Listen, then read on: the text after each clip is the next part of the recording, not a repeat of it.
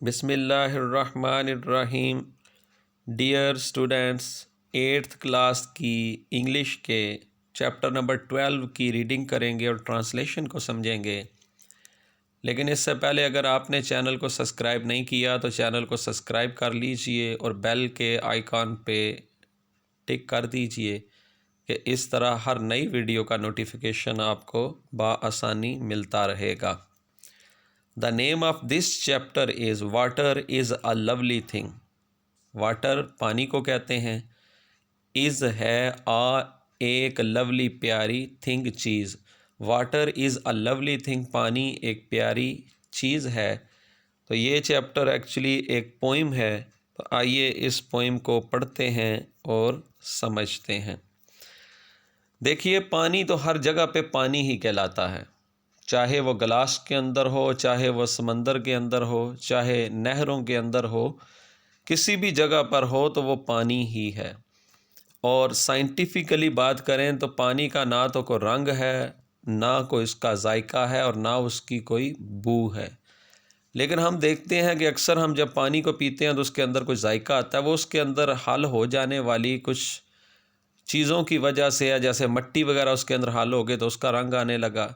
और अगर किसी तालाब के अंदर, स्विमिंग पूल के अंदर एक रंग कर दिया गया नीचे जगह को और उसके ऊपर पानी को डाल दिया गया उसके अंदर, तो उसका रंग जो है उसमें से नज़र आने लगता है।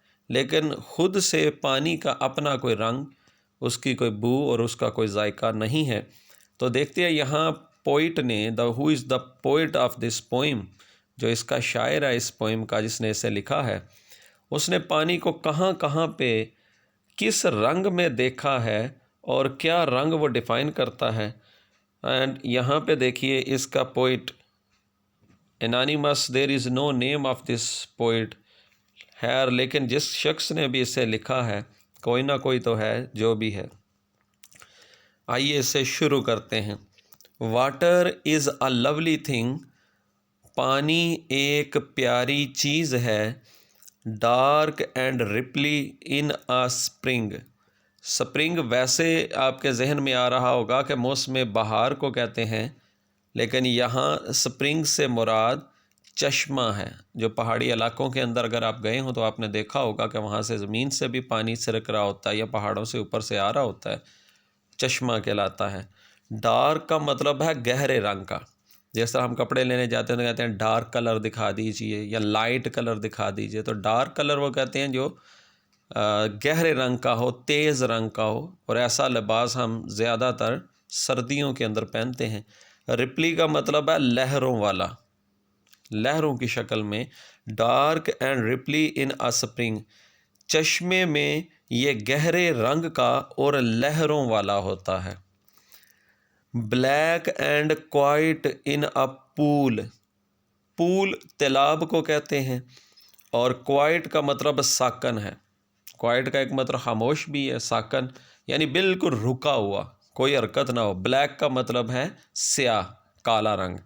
Black and quite in a pool, तालाब में स्याह और साकन होता है। इन अ पडल ब्राउन एंड कूल, पडल कहते हैं जोहड़ को, ब्राउन कहते हैं भूरे रंग को और कूल का मतलब है ठंडा। इन अ पडल ब्राउन एंड कूल, जोहड़ में भूरे रंग का और ठंडा होता है। In a river blue and गे, गौर कीजिएगा इस वर्ड पे, एक नीचे वर्ड लिखा हुआ है ग्रे और ऊपर जो मैंने पढ़ा वो है गे।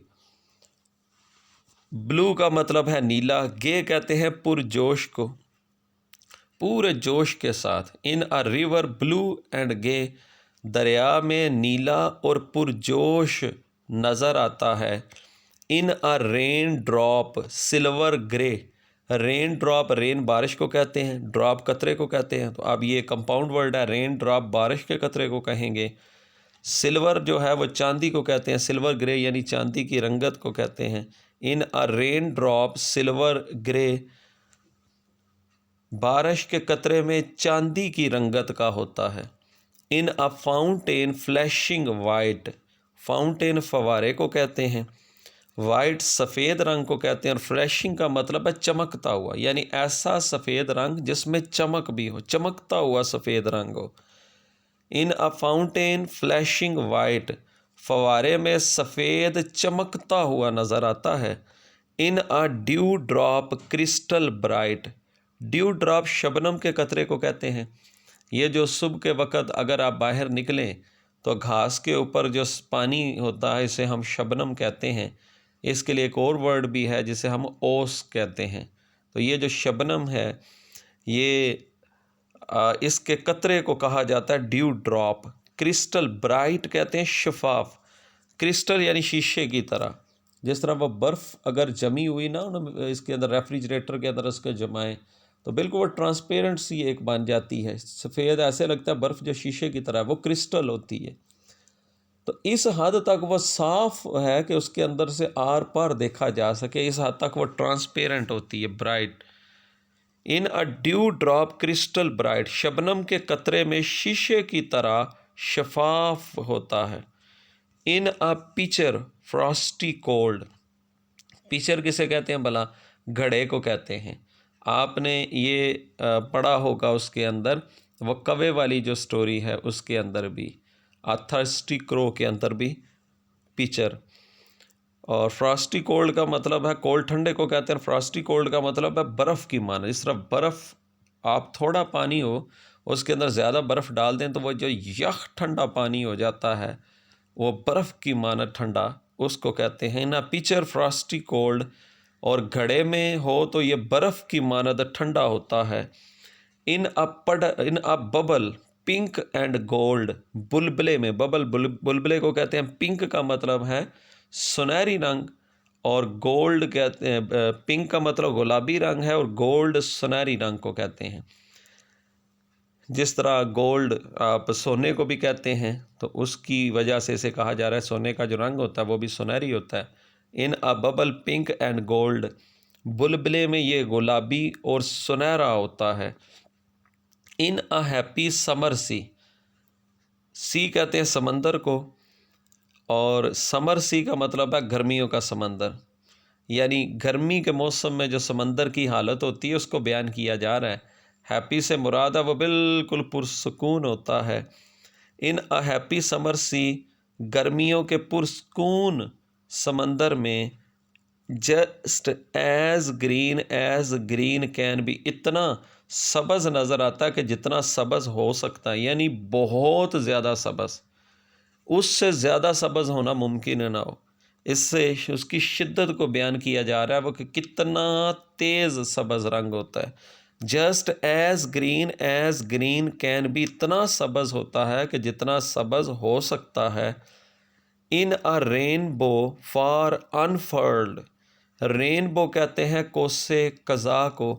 जब बारिश के बाद आप आसमान के ऊपर देखते हैं तो वह 7 रंग आपको नज़र आते हैं, उसे कोसे कज़ा कहते हैं और उससे दनक भी कहते हैं। और फार अनफर्ड का मतलब है दूर तक फैली हुई। तो ये हम तो इसे बड़ी दूर से देखते हैं इसलिए हमें लगता है कि ये बहुत छोटी सी है, लेकिन ये बड़े लंबे फासले तक होती है। इन अ रेनबो फार अनफर्ड, दूर तक फैली हुई कोसे कज़ा में, every colour in the world, दुनिया का हर रंग मौजूद होता है। अब आप कहेंगे कि मैंने अभी जिक्र किया कि उसके अंदर 7 रंग होते हैं, तो दुनिया के अंदर तो बेशुमार रंग है जी। जो एक्चुअल कलर्स हैं वो 7 ही हैं, और बाकी जितने कलर्स हैं दुनिया के अंदर वो इन कलर्स को आपस में मिलाकर बनाया जाता है। तो दो मुख्तलिफ़ कलर्स को मुख्तलिफ़ मिकदार के अंदर मिलाया जाता है तो इस तरह वो कलर बनता है। अगर आप कभी बाज़ार के अंदर गए हो तो रंग साज होता है, दुपट्टा वगैरह रंग करवाने के लिए या कोई कपड़ा रंग करवाने के लिए, तो उनके पास कुछ कलर्स होते हैं। आप उन्हें जो कलर बताते हैं वो अगर आप देखें तो वो मुख्तलिफ़ कलर्स को उसके अंदर डालता है कढ़ाई के अंदर और उसे हल करता है तो एक नया कलर बन जाता है। और अगर आप ख़ुद भी ये तजर्बा कर सकते हैं कि मुख्तलिफ़ कलर्स को मुख्तलिफ़ मिकदार में, एक कलर को आप मोर दैन 50% मिलाएं और एक को लेस दैन 50%, तो देखिए क्या कलर बनता है। किसी को आप 90% 10% मिलाएं तो फिर देखिए क्या कलर बनता है। इसी तरह ये कलर्स जो हैं इनको आपस में मिलाया जाता है।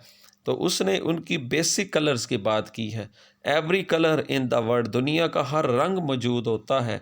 All the year from spring to spring, हाँ यहाँ स्प्रिंग से मुराद मौसम बहार है साल के अंदर। एक मौसम बहार से दूसरे मौसम बहार तक सारा साल, ऑल द ईयर सारा साल। Water is the loveliest thing, loveliest का मतलब है सबसे प्यारी, और थिंग का मतलब चीज़ है। Water is the loveliest thing, पानी सबसे प्यारी चीज़ है।